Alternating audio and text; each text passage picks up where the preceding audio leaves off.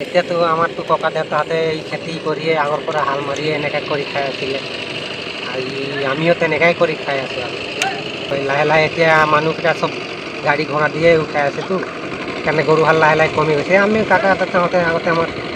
খেতি কৰি গৰু হালতে কৰি খাই আছিলে সেইকাৰণে আমি গৰু হাল দিয়ে কৰি আছোঁ এতিয়ালৈকে কৰি আছোঁ যোনে কৰি আছে ট্ৰেক্টৰ দি কৰি আছে আমি বেছি কৰা নাই এবাৰ 6 বিঘামান কৰিছোঁ যোগাটো লৈছোঁ আচলতে আহাৰ মাহৰ সেই সময় এইখিনি আৰু এইখিনি সময় আচলতে আমাৰ গোটেই অসমৰে কৃষিভূমি অত্যন্ত ব্যস্ত হৈ থাকে সকলো ৰোৱনী হালোৱা প্ৰত্যেক ঘৰ মানুহৰ ঘৰতে আচলতে যিহেতু অসমে এখন অসমৰ প্ৰায় সংখ্যক মানুহে যিহেতু কৃষিজীৱী গতিকে গোটেই অসমৰ বেছিভাগ অঞ্চলতে বিশেষকৈ আমাৰ গাঁৱলীয়া অঞ্চলবোৰ এইখিনি সময়ত আটাইতকৈ উৎসৱমুখৰ এটা পৰিৱেশ হৈ থাকে বুলি ক'ব পাৰি এইখিনি সময় ধান খেতি আৰম্ভণিৰ সময় গতিকে ৰাতিপুৱা শোৱাৰ পৰা উঠাৰ পৰা হালোৱা ৰোৱনী সকলোৰে যি অভূতপূৰ্ব ব্যস্ততা সেয়া আগতেও আছিলে এতিয়াও আছে আৰু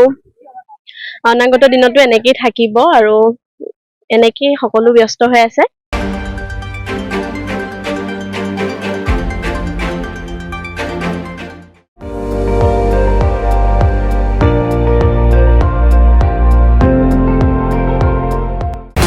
আপুনি চাই আছে ND24